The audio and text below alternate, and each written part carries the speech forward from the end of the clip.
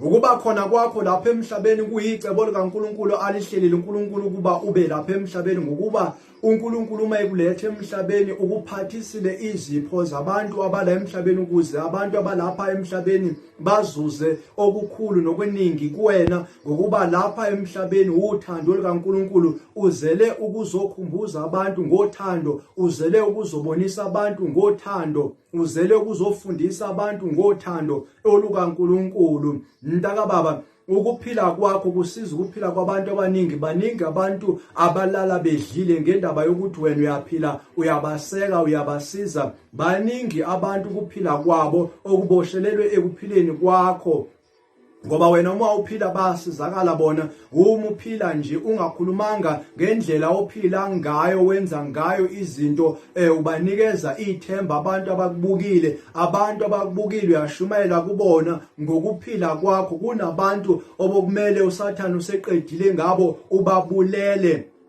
bazihengile, bazidubula, bazidlisa uphoyizini, kepha ngokuba wena uyaphila ubanika ithemba, abakucabangi nokucabanga ukuzibulala. uSathane useluzile ngokuba khona kwakho lapha emhlabeni, ngokuba uyicebo likaNkulunkulu. Wena uNkulunkulu uhlele okukhulu nokuningi ngawe, ngokuba uNkulunkulu ubeke lapha emhlabeni ukuze wena usebenzele umbuso wakhe, usebenzele ukulunga kwakhe, udunyise uNkulunkulu ngokuphila kwakho. Mntaka baba, ungayithathi kancane indaba yakho yokuba lapha emhlabeni, ngokuba uNkulunkulu uyakuthanda, uNkulunkulu uyakusebenzisa. Uyisikhali sikaNkulunkulu esibukhali, esidlula inkemba, ebaziwe nhlangothi zombili. Mntaka baba, wena usesandleni sikaNkulunkulu, uNkulunkulu usebenza ngawe. Uyabona ke lapha emhlabeni kuningi okwenzakalayo, nawe okungaze kukuthumbe. Yabona, awuzanga lapha emhlabeni nenzondo. Inzondo yinto oyifunde lapha emhlabeni yokuzonda abantu ngenxa yezinto abantu abazenzayo kuwena,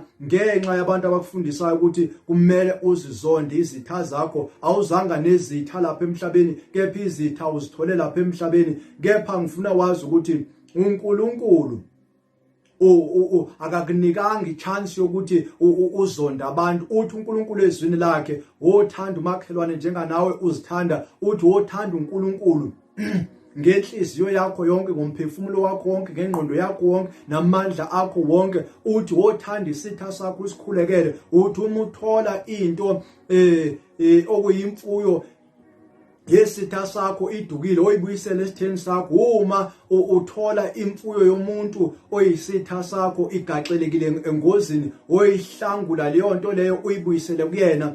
Uthi uNkulunkulu uma isitha sakho somile, osiphuzisa amanzi. Uthi uNkulunkulu uma isitha sakho silambile, wosipha ukudla. Yabona ukuthi akakunikezanga ichance yokuthi uzonde. Kusho ukuthi ukuzonda awuzanga nako lapha emhlabeni. Kepha ke kumele wazi ukuthi labantu uNkulunkulu akuthume kubona ba abantu abanhliziyo yabo ilikhuni, ba abantu abangenwe umubi ngaphakathi kwabo obasebenzisayo, ngokuba umubi uyabona ukuthi uzele ukuzobasindisa, akafuni ukuthi ubasindise ngoba ufuna ukuqeda ngabo. Yiloko enza ukuthi bakuzonde, bakukhulume kabi, bakwenze izinto ezimbi, kanti uthunywe kubonwa uNkulunkulu labo bantu ukuze ubasindise. Ngawo ke ngithi kuwena, ungathi uluze leyo nto uNkulunkulu akulethele yona yokuba usizo ebantwini emhlabeni. Ungadinwa ngokuba usizo ebantwini bakaNkulunkulu lapha emhlabeni. Ngiyanibingelela nonke abantwana bakaNkulunkulu, nina abakholwayo asebesindisiwe, nalabo abangakholwa abangekasindiswa abazokholwa basindiswe njengamanje egameni lenkosi yethu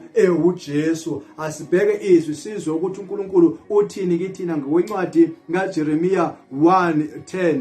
Bona, ngiyakubeka namuhla phezu kwezizwe naphezu kwemibuso, ukusiphula nokudiliza, ukuchitha nokubhubhisa, ukwakha nokutshala. uNkulunkulu lapha ukhuluma ngawe ukuthi ukubeka phezu kwezizwe zonke namuhla, ukuba ube phezu kwezizwe nemibuso, usiphule, udilize, uchithe, ubhubhise konke okwecebo likaSathane, okomubi, okombuso kaSathane. Kepha uzowakha, wakhe, utshale, wakhe umbuso kaNkulunkulu, utshale embusweni kaNkulunkulu, utshale ukulunga, utshale uthando kaNkulunkulu, uqale ukusiza abantu ukuba usizo ebantwini ngokuba umuza lapha emhlabeni uze nezikills ezingatholakali lapha emhlabeni. uNkulunkulu ubhekile uma ezaletha wena wabona abantu ukuthi badingani yini eshodayo emhlabeni waseletha wena ekuphathise lezo zipho zokuthi ke ufike ube yisolution ebantwini abaningi, ube yisixazululo. Mntakababa, impilo yakho iyisixazululo empilweni yabantu abaningi. Wena ongeke uze ukuthathele ekhanda lokho ngokuba ungakunakile, ngokuba ungakuboni. Kopha mina ngiyakutshela ngithi wena uyisitha sika Sathane. uSathane umenza ukuba angajabuli ngokuphila kwakho. uSathane ukhathazekile ngawe, uyakuzonda, ufuna nokwenza noma yini uma engatholi chance. Kepha ngoba wena wenza ukulungile, wenza icebo likaNkulunkulu, uNkulunkulu uyakulonda, ukulondela icebo lakho ngokuba icebo lakho uNkulunkulu ngawe alingevinjwe umuntu, ngoba alivinjwa icebo likaNkulunkulu. Umuntu wenhliziyo kaNkulunkulu yilo wethu uNkulunkulu. Wena uyinhlavu yeliso lakhe, ngakho ke akuna noyedwa oyokuthinta inkulungwane eziyamashumi ziyowa ngase kunene kwakho, ezinye ngasokwenqelo sakho. Kepha kuna nokubi okukodwa okuyosondela kuwena ngokuba ugadiwe uNkulunkulu, ngoba usizo. Wena uyisikhali sikaNkulunkulu, wena uyakha, wena uyatshala embusweni kaNkulunkulu. Asizwe futhi elinye ilizwi esilithola laphana kwincwadi yeGenesis 50 usibheke u20. Yebo nina nangisongozela okubi, kepha uNkulunkulu wakuceba kwaba kuhle ukuba akwenze kube njenganamuhla, asindise abantu abaningi. uNkulunkulu ke lona osindisa abantu abaningi ngokuphila kwakho. Kepha bona labo bantu ozele bona bomndeni wakho, ngokuba lapha kukhulunywa ngempilo kaJoseph. uJoseph wayenzelwe okubi abafowabo, kepha manje uyakuchaza ukuthi uNkulunkulu necebo lakho wakwenza uba kube njengoba kunjengana namhlanje, ukuba kusindiswa abantu abaningi. Ngani? Ngoba labo bantu labo kumele uzobasindisa ibona abantu futhi abazokunika inkinga, ibona abantu abazokuzonda, ibona abantu abazokwenzela okubi, ngokuba uSathane esebenzisa bona ukuba alwe nempilo yakho, alwe nosizo oza nalo kubona, ngokuba wena uzokhulula abantu abathunjiwe isitha, ubakhulula ekuthunjeni kwabo, ngokuba wena uyisolution kaNkulunkulu, uyisixazululo sikaNkulunkulu ekuphileni kwabo.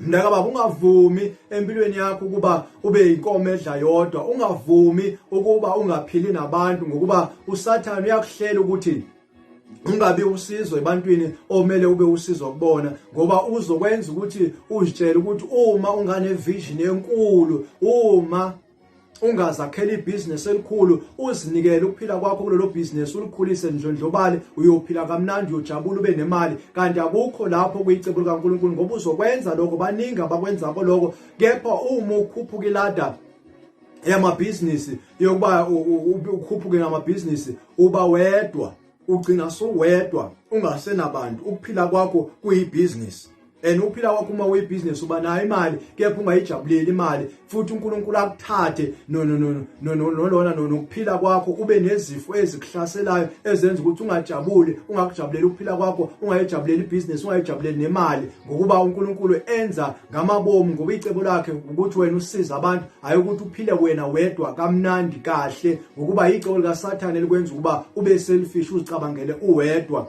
Kepha wena uzosindisa abantu, uzelelana emhlabeni ukuze abantu babe nokuphila, ukuze abantu bangayibulali, ukuze abantu bafunde, bathole ulwazi kuwena ozenalo emhlabeni. Mntakababa, okuwulwazi likaNkulunkulu, okuhlakanipha kwaNkulunkulu, okuwukulunga kaNkulunkulu akubekile kwaba kuwena uNkulunkulu, ngoba efuna ukusiza abantu bakhe. Ngikutshelile ngathi kuwena awenziwanga njengabantu bonke. Ingqondo yakho, indlela ecabanga ngayo ayifani neyabanye abantu, indlela okhuluma ngayo ayifani neyabanye abantu, indlela owenza ngayo ayifani neyabanye abantu. Wehlukile, usizo, uyinto ehlukile uNkulunkulu ayilethe emhlabeni. Ngakho ke qhakambisa lokho uNkulunkulu akulethele kona emhlabeni, ufuna ukwazi ukuthi okuphi lokho akulethele emhlabeni okwehlukile ngawo, usebenze ngako mntakababa, uyovuzwa ezulwini uNkulunkulu ngomvuzo omkhulu.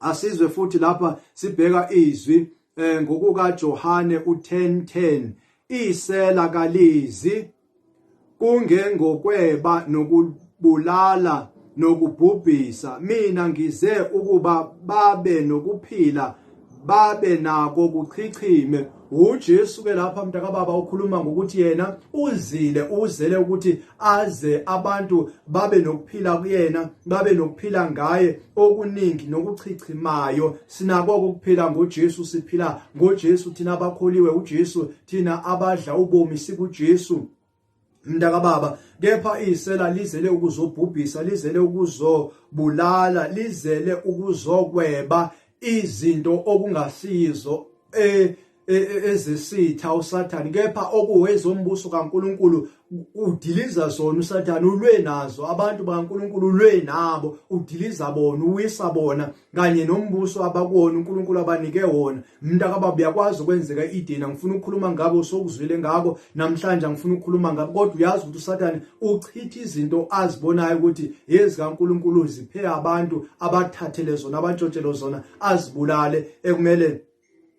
sibaphilise. Mntakababa, njenganawo uSathane ufuna ukukubulala, ufuna ukubulalela ngokuthi wena usizo uNkulunkulu anike abantu, wena ngakho ke ufuna ukukubulala, ufuna ukukubhubhisa. Ngesinye isikhathi uyazi ukuthi uSathane akakwazi ukukukhohlisa, futhi uma engakwazi ukukukhohlisa uyazi ukuthi ngeke uze usebenzele umbuso wakhe. Ngakho ke uyazi ukuthi nobe engakubulala angeke aze akuthole wena, ngoba uma ekubulala uze ezulwini. Ngakho ke ufuna ukuthi uma ekubulala usuke lapha emhlabeni ukuze akhona ukwenza lokho angakhona ukwenza ngendaba yokuthi wena uyaphila. Yiloko enza ukuthi kaloko njalo ekubhayizisa ukuthi ungene ezingozini, kepha uNkulunkulu wena ukhona ukukusindisa mntakababa, ngokuba uJesu ngaye sinokuphila. Naye wonke umuntu okholwayo uJesu uba nokuphila okungunaphakade.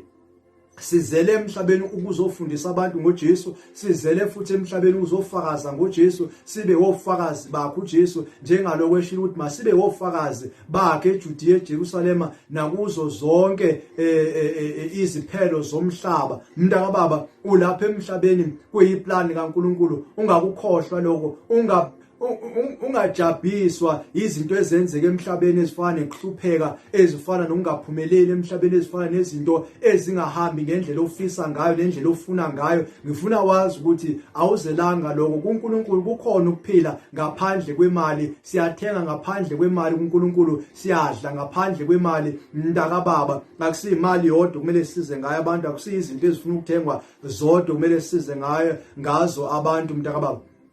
Ukuphila kukhona kuyaqhubeka noma imali ikhona noma imali ayikho, kodwa ukuphila kona kuyaqhubeka, kukhombisayo ukuthi uNkulunkulu akadiphendanga kwimali. uNkulunkulu ufuna nje ukuphila, usipha nje ukuphila okuchichimayo nokuningi. So kumele sikujabulele lokho ukuthi siyadla nanokuthi siyambatha, asijajile. Ewe futhi uNkulunkulu uyasisiza kuko konke, ukwenza konke kuphumelele, kusebenze kube ukulunga kithi thina abamthandayo uNkulunkulu. Mntakababa, ngikhuluma nawe njengamanje, wena kuyenzeka ukuthi la ukhona uyi-backslider, uyi-backslider, buya kuleyo ndlela, kulelo sizi oluhlabayo, buya mntakababa. Noma ukhishwe yini ekukholweni, noma uhlubukiswe yini ekukholweni, ekusindisweni, buya mntakababa, ngokuba kukhulu kubi okuzayo okuhleliwe kuyintukuthelo kaNkulunkulu. Baleka kuloko kubhubhisa uNkulunkulu azobhubhisa ngako, njengoba uNkulunkulu wake wabhubhisa umhlaba ngayo imvula namanzi, ngayo unogombe. Ngiyakucela mntakababa, buya kulelo sizi, buya kuleyo ndlela, lungisa izinto noNkulunkulu, ubuyele emkhombeni wokusindiswa, buyela uzosinda emkhombeni wokusindiswa uJesu, ngoba uJesu ukusindiswa kwethu. Mntakababa, buyela ngiyakucela. Wena ongakazi umazi uJesu, wena ongakazinikeli kuJesu, uyawezwa lamazwi engayikhulumayo, uyayizwa le ndaba engiyikhuluma.